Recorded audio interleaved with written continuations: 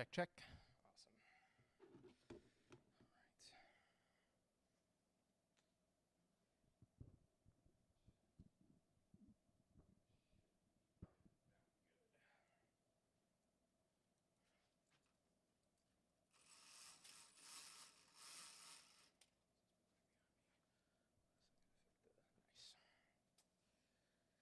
All right. Nice. All right. Let's see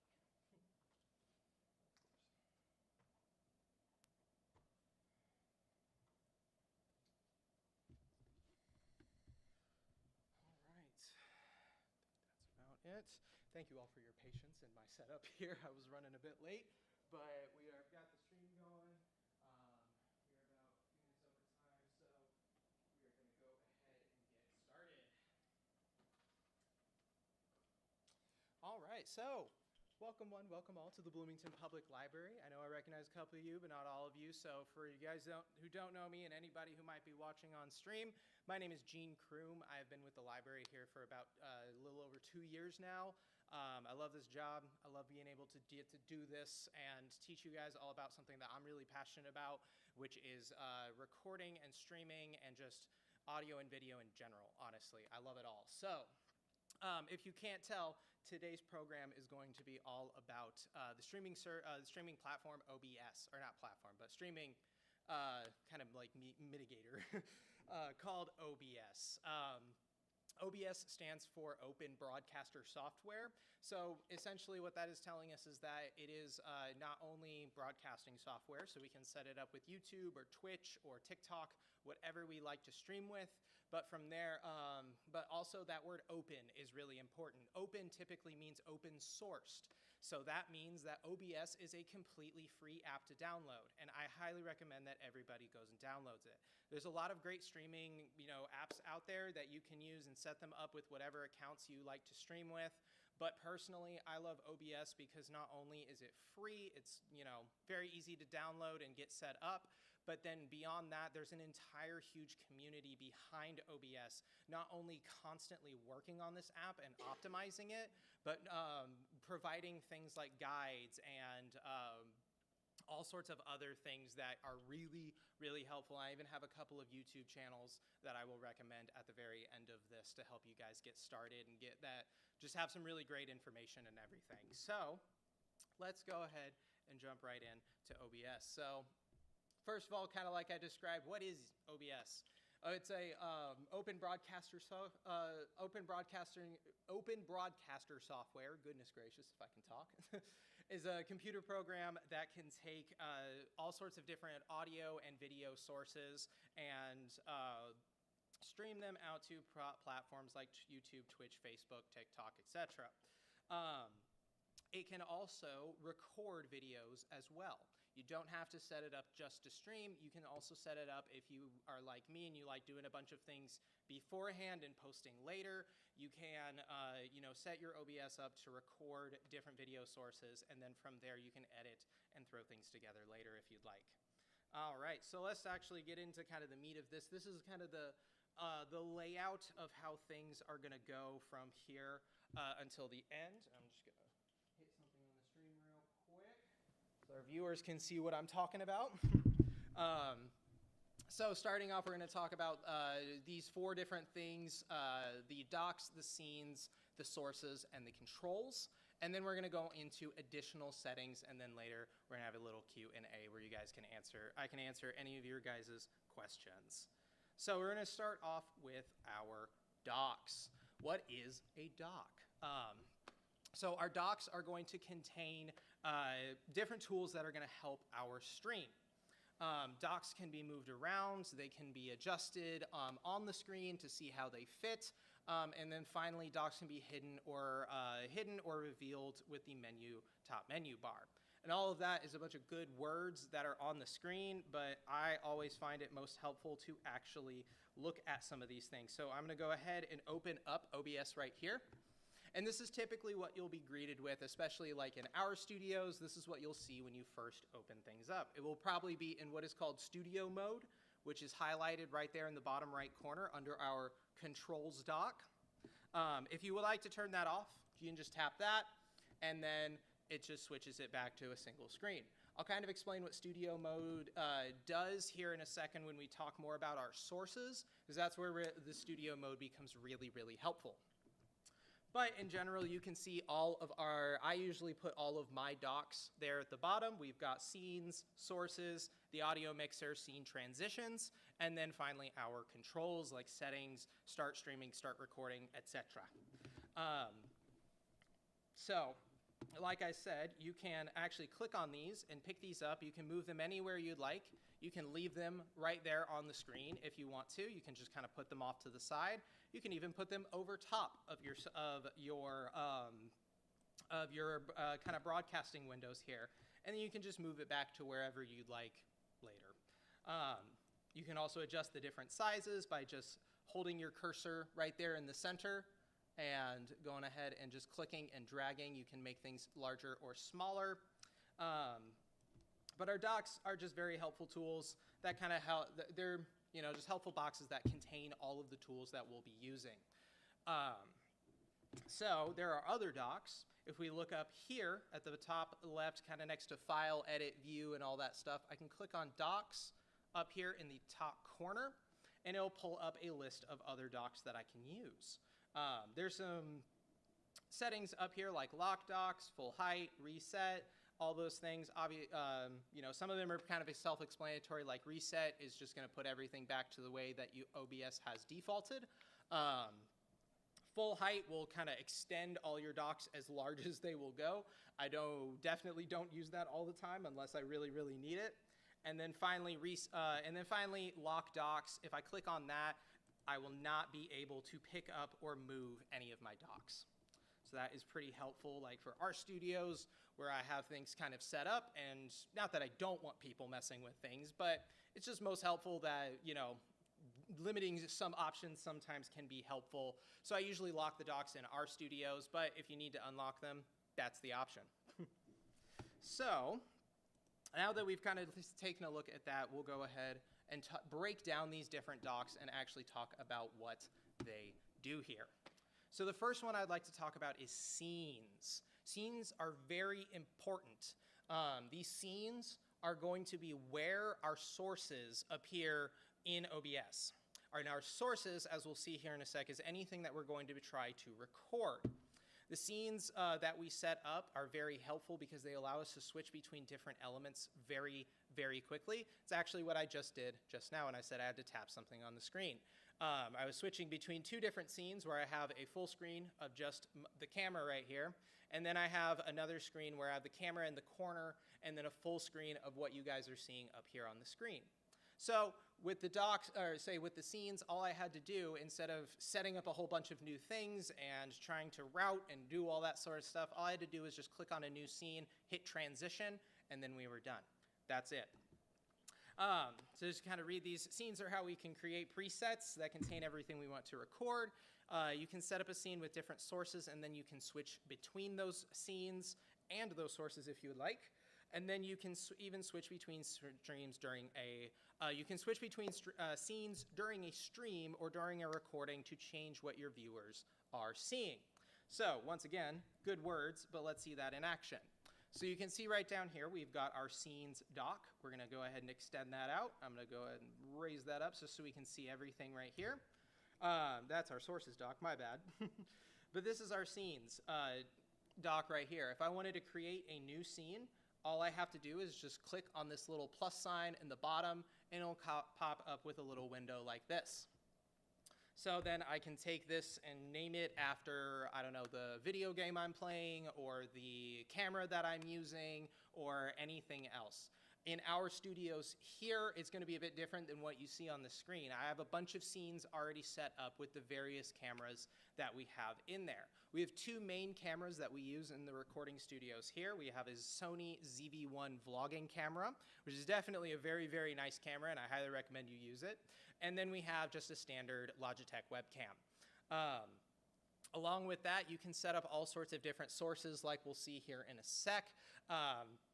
everything from, you know, a video game that you're playing, or you can just set it up to monitor the desktop of your computer, or you can just set it up to a single color as your background if you want. There's a lot of different options for scenes, or for sources, as we'll see here in a sec. So I'm just going to name this scene 1 for now. That way it'll go ahead and add it right here.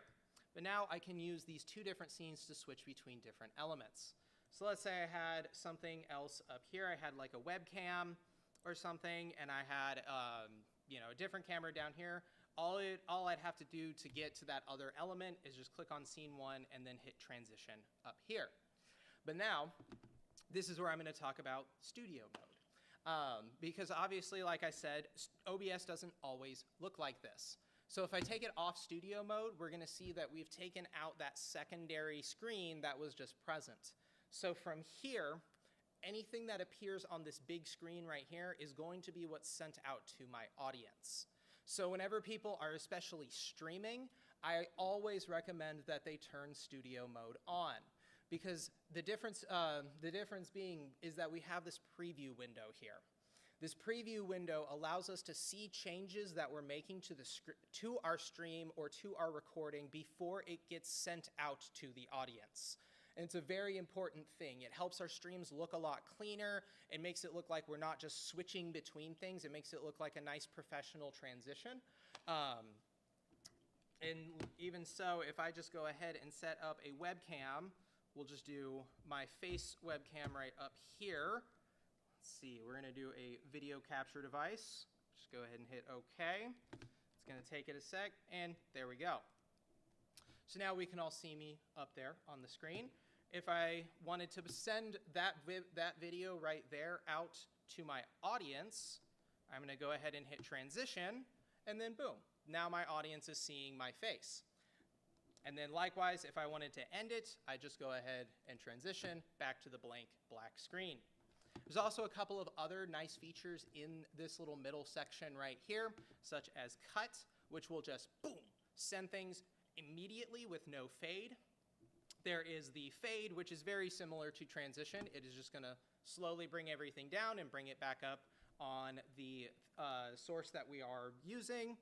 And then finally, we have a really nice one for ending your streams or ending your videos. A nice little, I'm going to transition that, nice little fade to black. And then we're done. Very nice. There's also this little slider down here, which is also a lot of fun. We're going to go ahead and transition that back.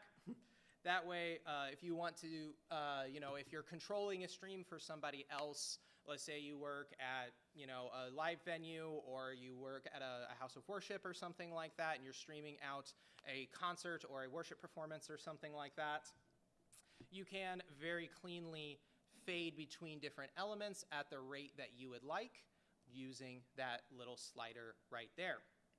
So that's kind of what that middle section does and what the point of studio mode is. Studio mode is very, very helpful, especially for folks that are on Twitch. If you're switching between, you know, a big camera and your video game, or you're switching between multiple different video games and things like that, that transition is going to be your best friend. Trust me. So that about wraps up the scenes there. There's really not a whole lot to scenes. It's really just set them up, and then it'll be blank, and then from there you can add your sources. So let's actually talk about sources, because that's definitely where the most fun in OBS comes from, is getting to set up this and switch between things and kind of get to, yeah, that. I'll go ahead and, there we go. So your sources are the things that your audience is seeing and or hearing. So these can include microphones, cameras, you know, computer displays, video games, browsers, etc. You can see the big list that I have right there. I just literally screenshotted the list that comes up when you click on Add New Source in OBS. So that is everything that we have that we can add. You can even see that there's things like color source on there. It is literally what I was just talking about. You can just set up a singular color as your background if you want. You can also set up an image. If you are in the recording studio, you can set up the green screen behind you, and then you can set up an image right there to give yourself a nice little fake background. And we can talk about doing that very briefly because it is actually pretty easy.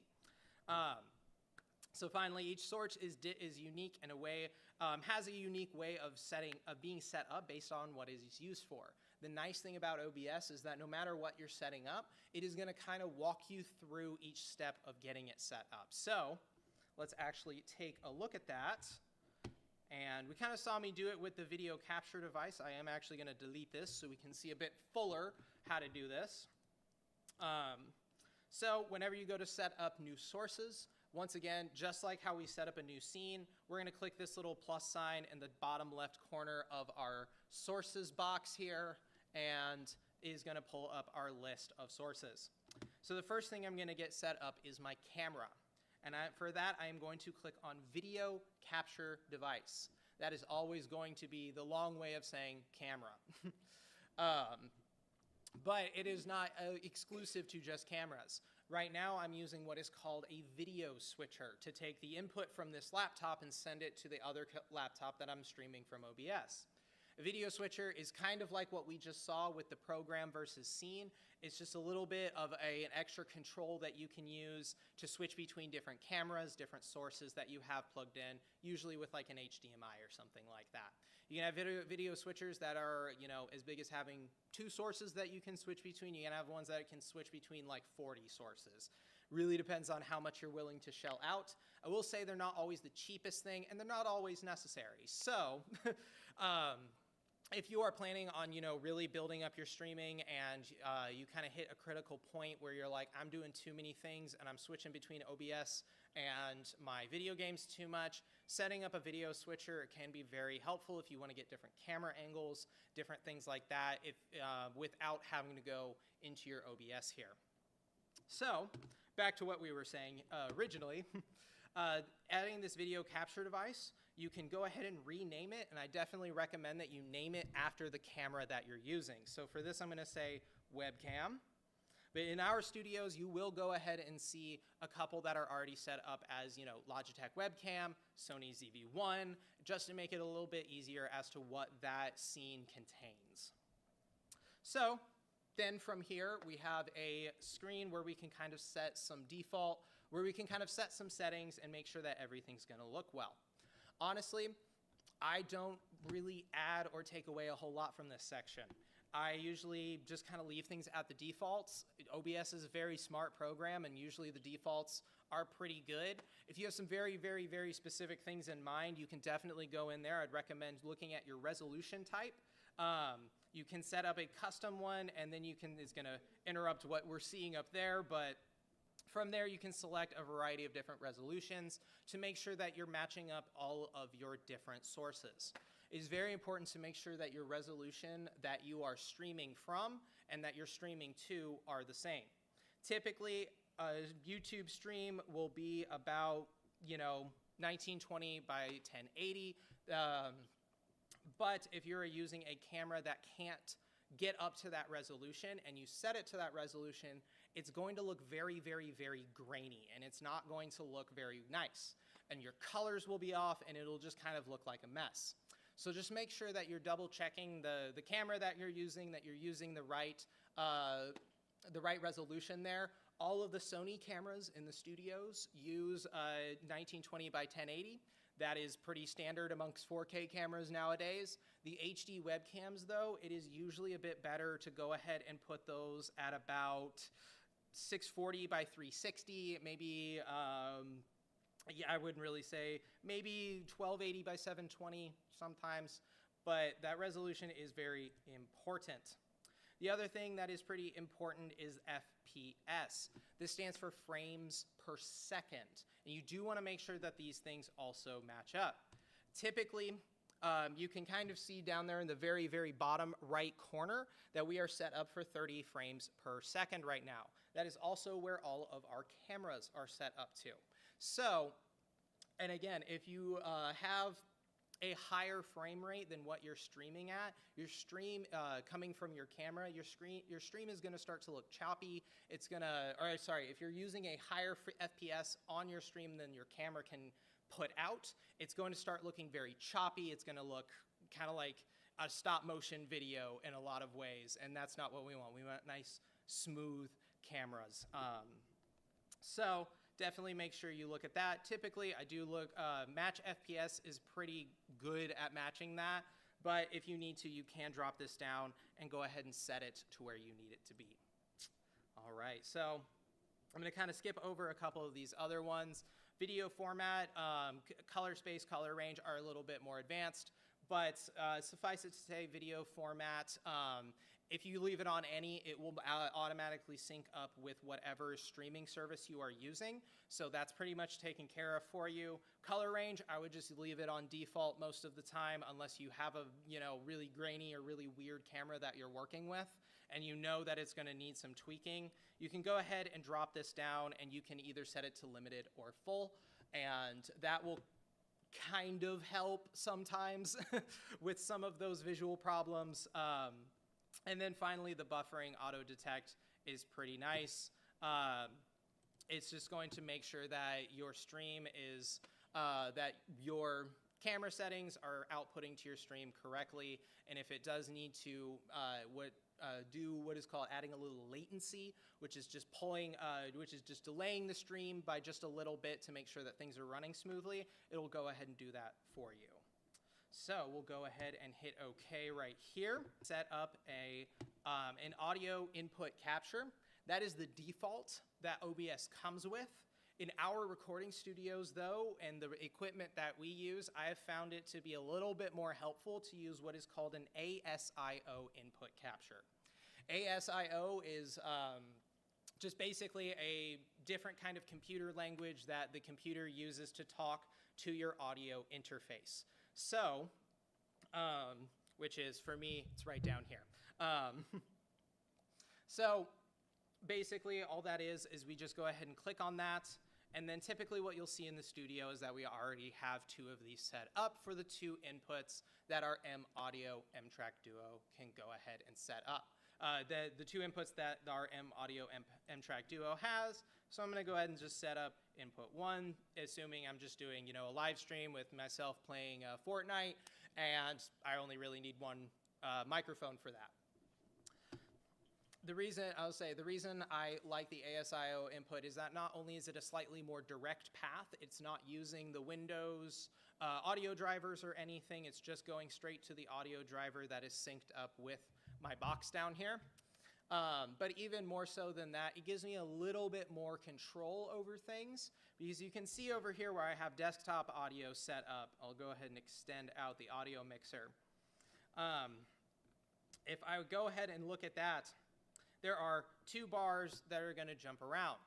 This is because these are all stereo channels, meaning they have a left and a right signal, meaning that there are two sounds that are coming from that channel. That can cause problems sometimes if you're trying to use a singular microphone. You may have the thing where it only comes out of one ear for your listeners, and that's not always the greatest experience. It makes it a little hard to hear sometimes.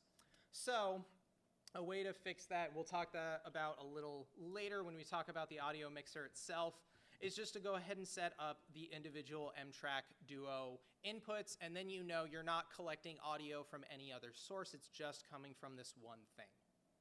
So we'll go ahead and take a look at some of these other sources or input that you can set up. I'll just leave it on browser for now.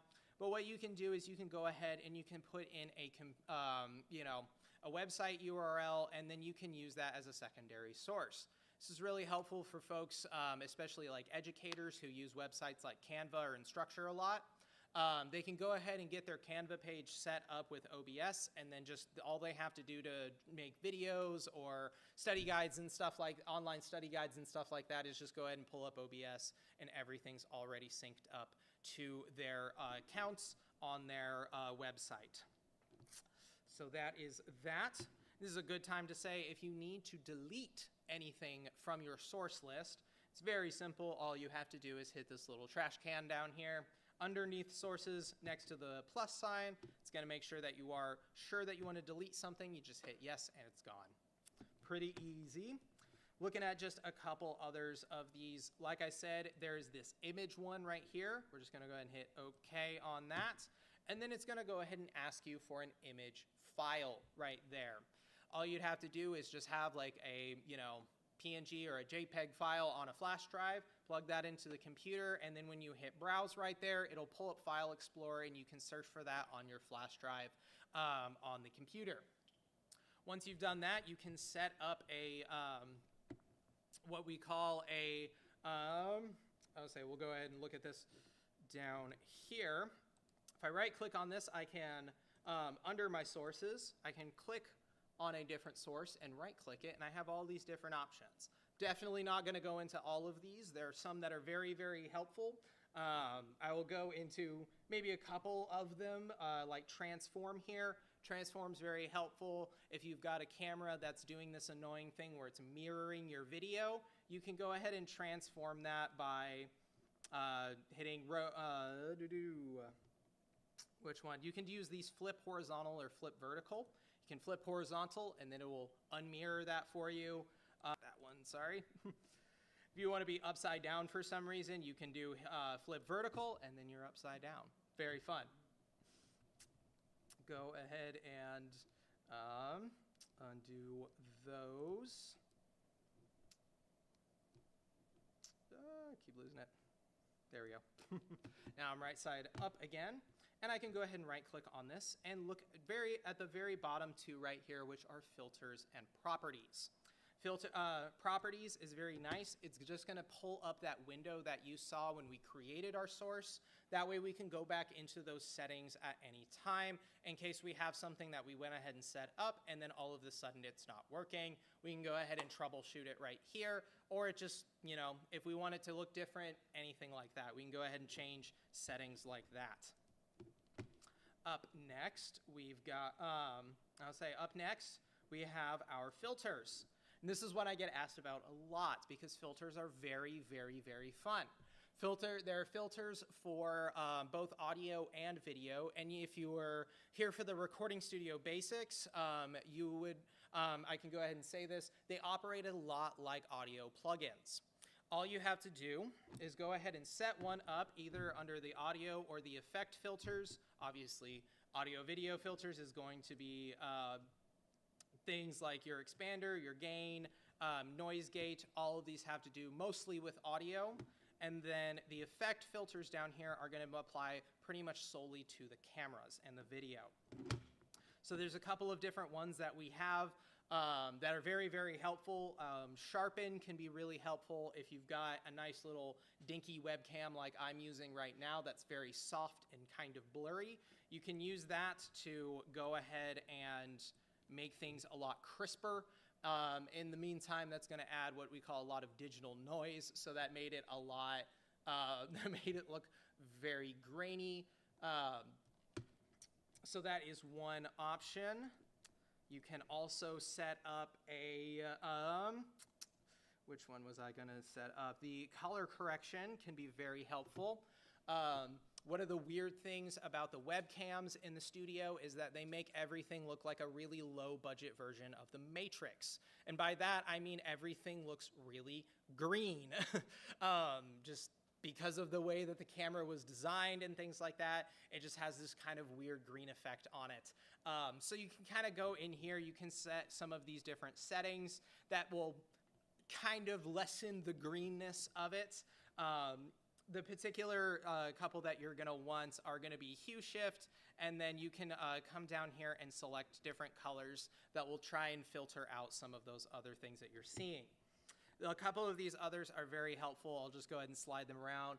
Gamma and brightness, you're going to think are very similar because when I slide them around, it's going to look kind of like they're doing the same thing, but they're not.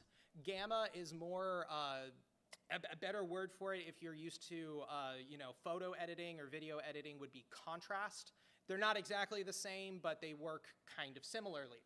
Gamma is going to highlight things like shadows and lines. Meanwhile, contrast is going to literally just adjust the brightness of your, is going to kind of adjust the brightness and the vividness of your colors. And then obviously we have brightness. That's just going to make things brighter or softer. We have saturation. That's going to make everything look red. Saturation is just kind of pulling all of the colors that exist in your image there, and it's just going to basically warm them up and tone them up and make them really vivid. Hue shift, again, this one's going to be really important because you can see as I turn this to the right, I've turned myself green, and then if I turn this to the left, I've turned myself blue. So this is definitely the one to use for that webcam that we have in the studio. If you notice it's a bit too green, maybe try and make it a bit purple. Maybe try and make it a bit yellow. Maybe try and bring some things back and forth to try and get that image, get the image to how your eyes would perceive it. Finally, hue shift, we already went though that, sorry. Finally, opacity is pretty self-explanatory. It's going to kind of make you a little transparent in your video. This is kind of fun, you know, if you're a streamer or something and you have things going on behind where your video is set up, you can go ahead and turn down your opacity so that people can kind of see behind you a little bit, or behind your video. Next, the one that everybody wants to know about is one called chroma key. Chroma key is very important because you can couple this with our green screen and it will blur out your background. So if I go ahead and set up chroma key right here, you can see the key color type is green. So that means that my camera would be detecting any form of green light, and whenever it detects it, it's going to make it black, essentially. It's going to erase it, which is not a great way to describe that, but it works right now. From there, you go ahead and get your green screen set up. You can go back into your sources and set up an image, pull in that image, and then you'd have your own custom background. Another good thing you can do with this is, like I keep saying, if you play video games and stuff like that, you've got stuff going on behind you, behind where your camera is set up on the screen, you can go ahead and set up chroma key and your video game, and then all the viewers will see is just a nice little cutout of you over top of whatever's going on in the game. So it just kind of eliminates like what our viewers are seeing right here, where it's just a nice big box of the camera feed. It just changes that and turns it into just a silhouette of yourself, essentially. But you will probably need some of these different settings down here. You can see some of those other settings that we just looked at are back, opacity, contrast, brightness, and gamma. Those are very helpful if you need to adjust the color, if you've got some, blurry, some fadedness, a little bit of green is still showing up in the background. You can adjust those and eliminate that. But what you'll also probably notice is that when you set up a chroma key here, you'll have this weird little green kind of aura around you. And that is honestly very intentional. It is to make sure that the thing it's being replaced is not overlapping with the video that you are, the video that you're actually projecting. So the way to fix that is to use this key color spill reduction, and then just go ahead and turn that up a little bit. You usually don't need to turn that up very much, because if you start turning it up way too much, it's going to start fading you out. So that is kind of a rough and quick and dirty way of how you can set up a green screen with your stream, and kind of a little bit about our audio or effect filters for video. Just to kind of highlight some of the audio ones, we don't really have time to go into all of them, but a couple ones that you're definitely going to want to use are going to be that 3-band equalizer, compressor, noise gate, noise suppression, and I think that's about it. The equalizer, those of you who are here for Recording Studio Basics will probably remember that. It's a way that we can take the individual frequencies of our sound, because the sound that you hear is never just one frequency. It's a combination of lots of different things all interacting with one another. It can allow you to take that range of frequencies that sound exists in and go ahead and manually turn them up or turn them down to highlight certain parts of that sound. So let's take it from me. If I was setting up an EQ for myself, I would go ahead and I have a very middle range voice here, so I would definitely want to increase the mid range just a bit, just to highlight that. Let's say, you know, I'm right here, I've got an HVAC vent right above me, and it's creating a nice little sound while I am talking. I'm going to take that low frequency that's being given off by that HVAC and go ahead and turn that down. You'll notice I'm only going by about +4 or -4 each time, and that's very intentional. I typically never adjust things past 5. Once you start doing that, in the words of the guy who taught me audio engineering, that is no longer mixing, that is sound design. Sound design is different than mixing. When we're mixing something, all we want to do is just add a little bit of control. We're not trying to change and permanently affect the way that this sounds. We just want to kind of nudge it back into place and make sure it's going to sound okay. If there's a little bit of hum, there's a little bit of buzz, oh well. As long as you're the most audible thing, that's the most important part. So, and then finally, I would probably roll off a little bit of highs because my voice just isn't that high. So, next up, just to kind of hit these a little bit quicker than that last one, we have our compressor. That is going to take our loudest parts of our voice, and it's going to turn them down to the same level as the quietest parts. Basically meaning we aren't going to have these really weird sudden shifts in volume. You know, especially think of, you know, if you like any comedy talk podcasts or anything like that. Once they tell a joke and they start laughing really hard at that, sometimes you're like, whoa, oh my gosh. They did not use a compressor because that was really loud, and it was not as loud as the quietest part. But a lot of the times, podcasts will use compressors so that that doesn't happen. Finally, the next one I mentioned was the noise suppression. It's a pretty self-explanatory one. I'll just go ahead and let us take a look at it really quick. It's just these two different options, and all it does is just scan the background ambient noise and turn it down. Pretty helpful. And then the last one that I mentioned was I believe the limiter, I think. Limiter kind of works the same as a compressor, but instead of turning things down when they get to a certain volume, it will literally just cut off the sound, basically. So it's kind of like a compressor, but a lot harsher. It works really well if you're operating in an environment that is really noisy, it is really busy. Using a limiter will make sure that none of the background noise gets too unruly and starts drowning out your subjects as they're talking. So, next up from that, we have kind of talked about everything I have to talk about. Sources. Oh, there's one more thing I need to say with sources. The sources are stacked in an intentional manner. If I had an image up here and I had my webcam here, you would not be able to see me because the image is over top the webcam. Therefore, the image would appear in front of the webcam. To fix this, all you'd have to do is just take that image and use these arrows down here and just send it down one level. Now it's behind the webcam and we'd be able to see my lovely face.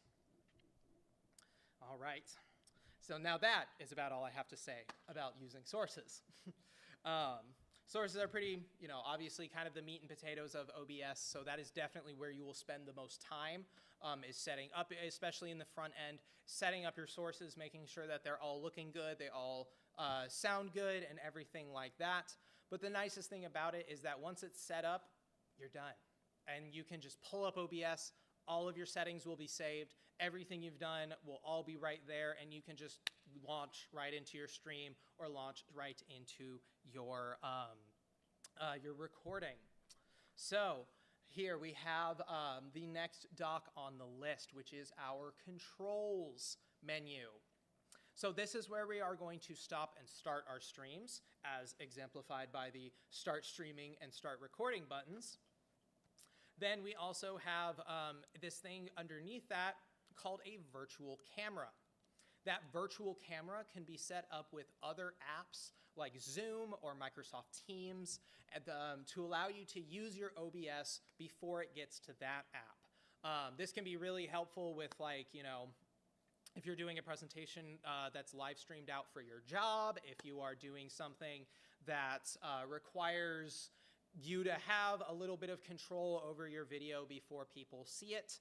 This way, you can go ahead and hit that start virtual camera, and then we'll ask what app you'd like to set it up with. You can go ahead and select Zoom or Skype or something, and then it will go ahead and access that meeting that you are a part of. Next, under that, we have the studio mode button. We kind of already talked about that. It's going to change it from having that preview and program window to just the program window. It operates the exact same way as the little red X in the very top of the top right corner. You just hit it, you're out of the program. So, once again, good words. Let's check it out. So you can actually already see we don't have the exit there anymore. That was a bit of an older version of OBS that I got those screenshots from. And then, so that is no longer a part of it. But we've got start streaming, start recording. If I go ahead and hit start virtual camera, I don't actually think I have it set up with anything. The output selection, I would just have to select find. You'd probably have to already have Zoom open, and then it would detect that, and then you would be able to send it that way. Finally, let's go ahead and just look at some of these settings. A lot of these, again, kind of like the other settings for the videos, for the different video inputs and things like that. A lot of these are already set up to the most optimal levels, so you don't really have to go in there a lot and change things unless you notice something really, really wrong. If all of your streams are crashing, if all of your streams are choppy and look weird, you probably want to go in here and make sure that some of these settings are correct. Primarily, you're going to want to look at, wouldn't you know it, stream settings. This is how you could go ahead and initially set up your OBS with your preferred streaming service. So obviously we've got Twitch, YouTube, and Facebook Live right there at the top. And then you can also use this Connect account to set up your own, to set up your Twitch profile, your YouTube account, things like that with your OBS, and it will be saved to your app pretty much indefinitely. So the other thing you can do is use a stream key. This is a bit of a specific thing, especially for YouTube users. A lot of times if you set up a YouTube stream, it will give you kind of a URL or a website link that you could then use as a stream key and put, you just basically copy and paste it in there, and then your OBS would start sending over basically the internet. It's definitely not the preferred method of doing it. It's definitely better to go ahead and set up your own account, or to set up your account with OBS, just so all of your settings are synced. It knows exactly what output your service is using and things like that. Unless you're multi-streaming. Unless you're multi-streaming. Very good point. If you are multi-streaming, you will definitely need a stream key. So, the other thing you'll probably want to check out, especially if you go back and watch your streams and things just look very strange, you are going to definitely want to look at your streaming output settings. And you definitely want to make sure that all of these things kind of line up with the service that you're using. So looking up what kind of video encoder that YouTube uses, Twitch uses, Facebook uses, because all of those things will be a bit different. Usually the AAC, you can see that that's the only option for me because I don't have another account set up with this, but if I did, it would probably show that one as well, and then I could switch between the two based off of what I'm using. Typically, AAC is the standard across most platforms at this point, so that is probably going to be the one that you are using. The other thing that you can use, if your audio sounds weird, especially if it sounds very robotic, if it kind of sounds like it's coming through an old telephone, you are going to want to look at your audio bit rate. And you are probably, if it sounds, like it's, if it sounds like a broken, computer recording and sounds very digitally and things like that, you are definitely going to want to turn it down.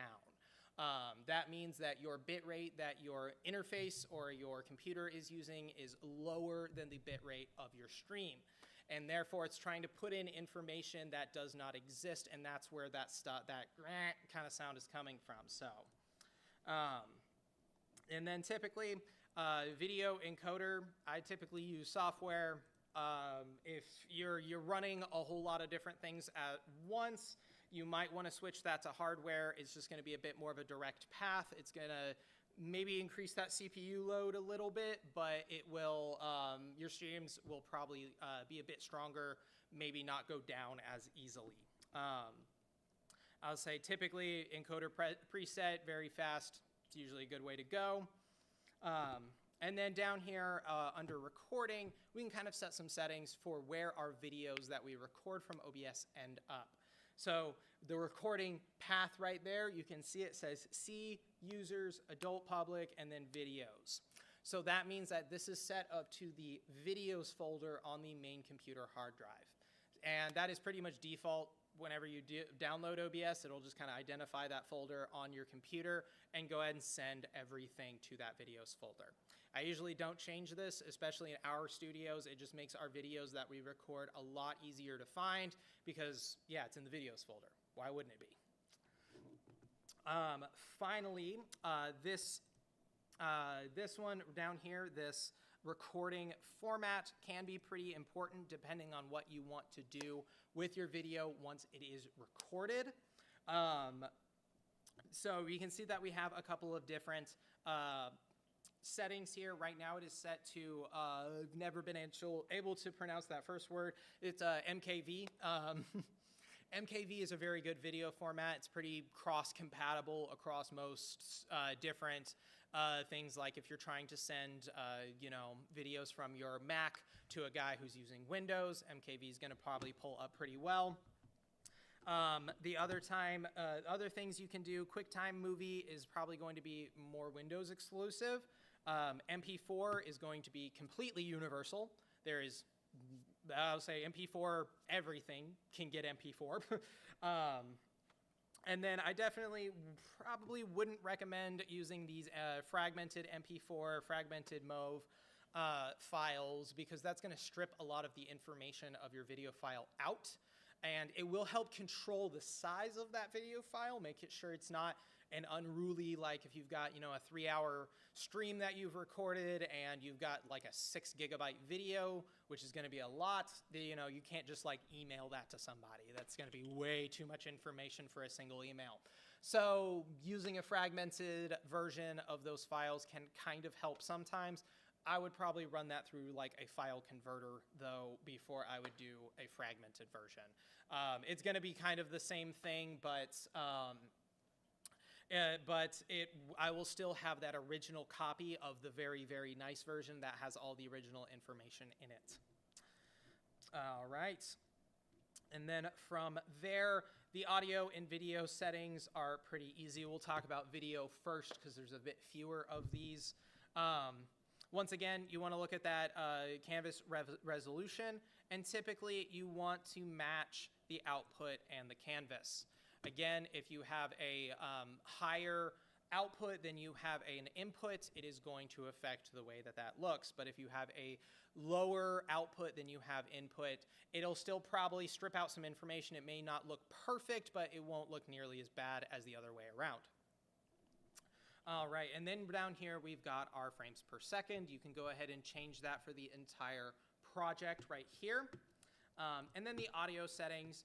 The couple of biggest ones to note is not down here. It is actually just right here, and then these disable and enable buttons right here. So the sample rate and the channels are very important. Typically, I go in here and I change that to mono because I just like to record one source at a time on one channel. It is typically the best way to do things. Trying to record two different microphones onto a single stereo channel is going to sound very strange. You can maybe get away with it if you've got two people and you definitely want one person on one side of the field and the other person on the other. But even still, that's going to sound very odd to most people because nobody's used to listening to people like this, We're used to facing people, and especially if we're talking to multiple people, there will be an overlap in the center of their voices. So typically, I like to use it like that. And then if I do want to go in and adjust that, I'm going to find my microphone inputs right here.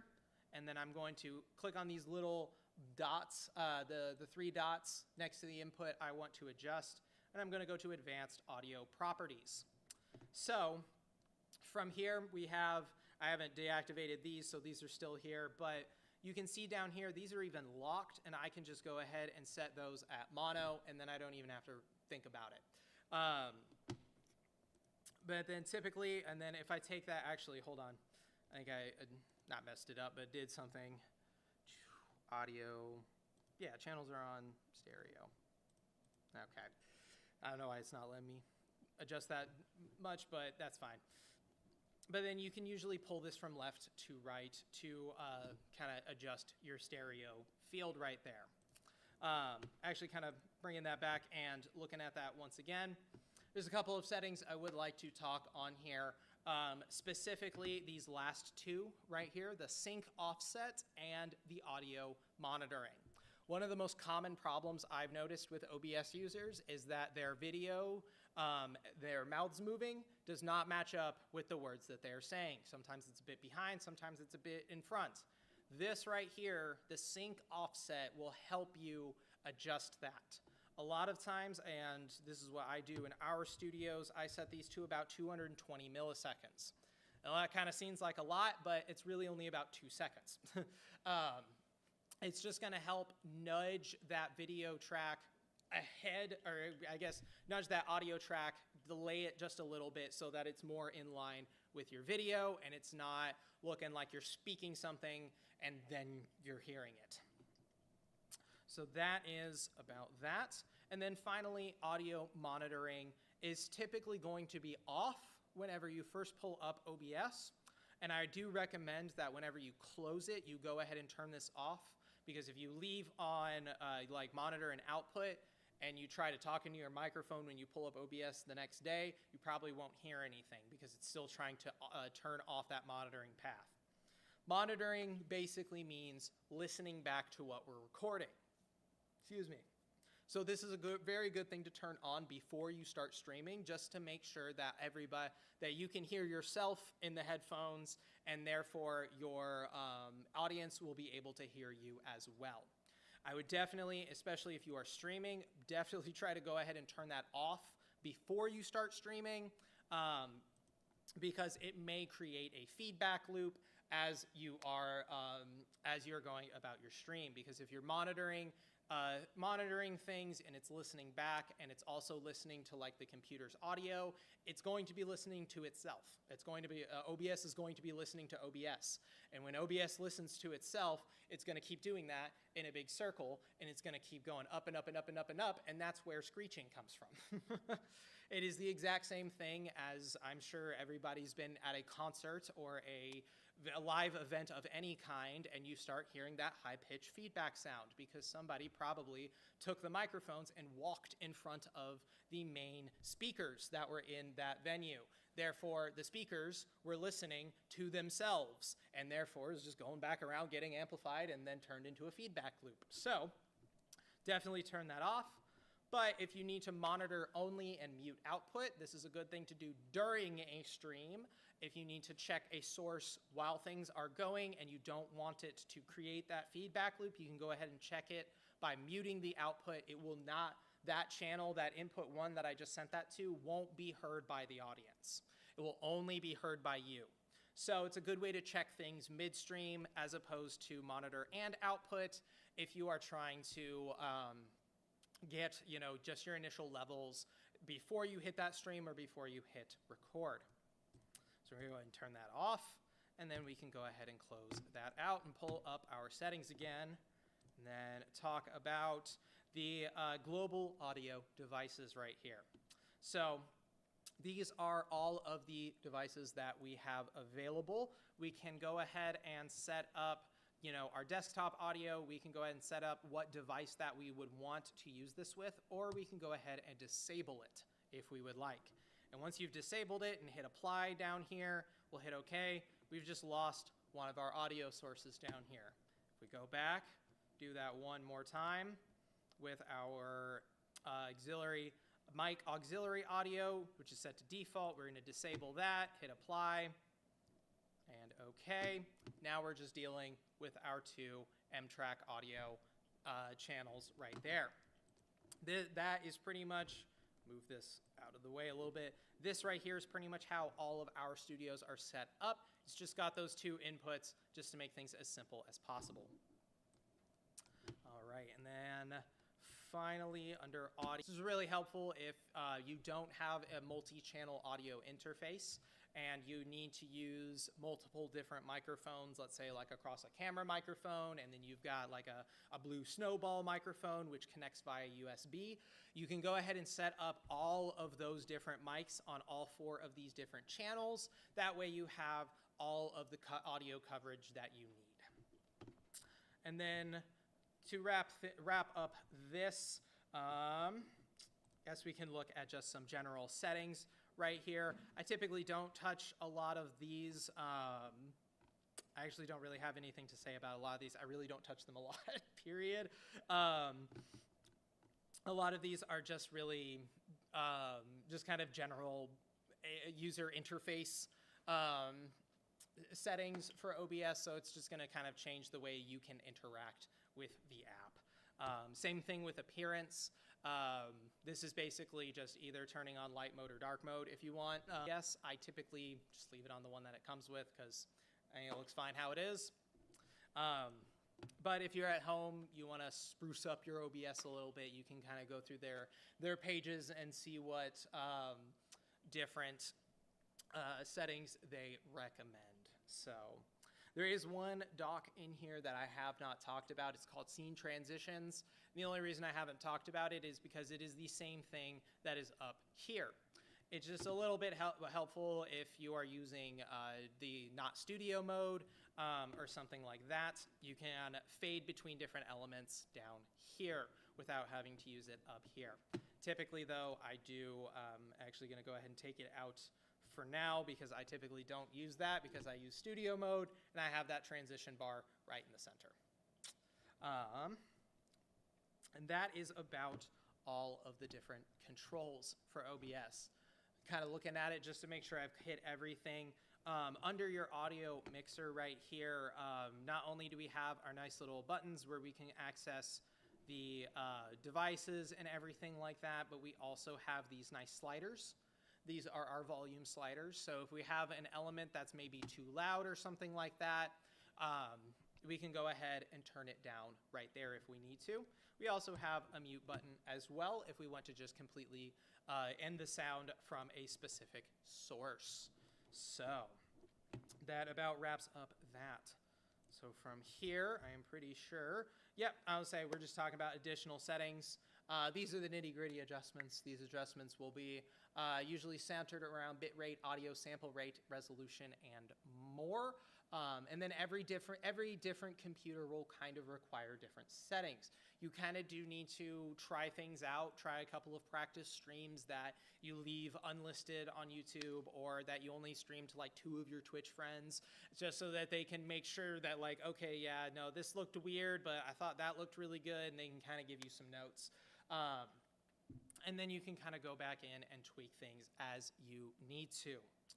So finally, we have come to kind of the end of what I have for you today. I would like to really recommend these great YouTube resources, Stream Scheme, Skill Factory, and CPause Music. Stream Scheme is specifically dedicated to talking about OBS and various other streaming apps and platforms.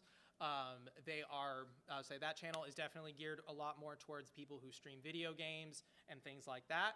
So if that's what you're interested, check them out. Skill Factory is kind of a general audio video help channel. They have a lot of different videos on OBS as well as digital audio workstations and a couple of others. They make software recommendations and things like that. And then finally, CPause Music specifically focuses on the music streaming side of OBS as well. So definitely check those out. I highly recommend them. They are some great, great resources. So does anybody have any questions before we go ahead and get wrapped up here? I have a question. Yes. So let's say if I'm live streaming video game system, Yes. capture card and stuff. Mm-hmm. For it, how do I filter this? Instead of me having the headphones filter the sound that's coming out, that it gets filtered through the microphone to Yeah, so like you're using speakers with your Yeah, setup. So do I need like a compressor for the mic? That can definitely help. The limiter can help as well as that like get rid of the noise reduction as well. The best way to do that is use headphones. You know, I know that's always the thing that's like, oh yeah, the thing to do is the thing that you're not doing. But yeah, I'll say using headphones will completely eliminate that. You just won't have to worry about it. But I mean, I get it. I love listening. I don't like headphone hair, and I like just Amazon and things like that. They can get kind of expensive, but basically what it is a kind of like a foam wraparound for your microphone that's going to try and filter out a little bit of that excess noise that's coming in through the sides. The other way that you can kind of help that is by using what's called a directional microphone. A directional microphone is going to be like this guy right here. This is our Rode pod microphones. It records basically everything from here to here. This is kind of the range in which it records. It doesn't record anything back here. It doesn't record anything on the sides.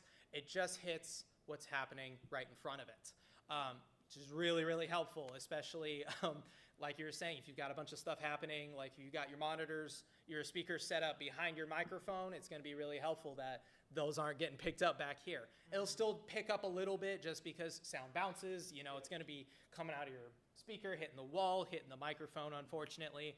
Sometimes there's just not a lot you can do about that. But yes, I'll say, so yeah, that vocal shield is definitely what I would recommend, kind of eliminate a lot of that. Yeah, because then it'll kind of set up a nice little tunnel for your voice to kind of be funneled through. Yeah. Anything else? So currently I'm using StreamYard. Yeah. And I schedule my lives ahead of time. Yes. Can I do that on OBS? Absolutely, you can. Yes. I'll say if we go into start streaming, I'd have to set up an account, but basically once you hit start streaming, it will open up a broadcast window, or there is also options to schedule broadcasts on YouTube and on pretty much any other streaming service that exists.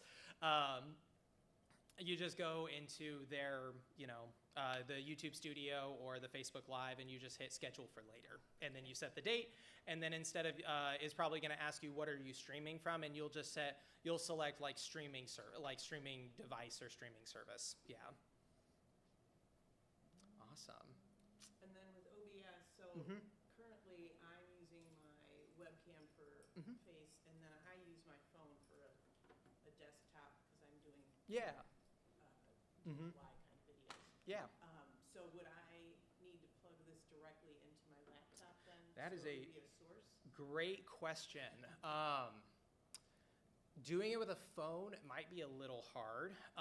There are ways that you can set up like casting apps, where basically you set up the app on your phone, and then you set up an app on your computer, and then they can talk to each other over the Wi-Fi, and then you can kind of do it that way. That's probably what I would recommend. I was gonna say on StreamYard, I just invite myself Yeah. as a guest. And so, Exactly. Yeah. But I can't do that. Yeah. I was gonna say this is a little bit more technical, a little bit more streamlined. Yeah. Okay. The way I do it with the phone is that I got my Apple TV connected through.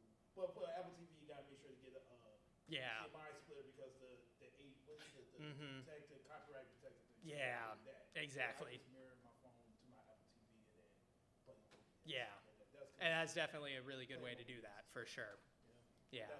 Or even I think if you have, I think iPads can do that now too. And I know they have little iPad adapters that you can use with an HDMI as well. I also think, yeah, they should have iPhone adapters that have an HDMI out, and it will try to read whatever's going on the screen. So it's worth looking into. Yeah. Awesome. All right. Any other questions? It's pretty much Streamlabs same thing as OBS.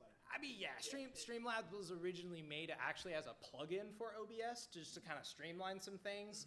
I'll say I haven't used Streamlabs too much. I did because back in the day they used to give free overlays and whatnot. It didn't be premium. Exactly. You know what? And now it's all, yeah, have to be subscribed, and it's all, it's a process, yeah.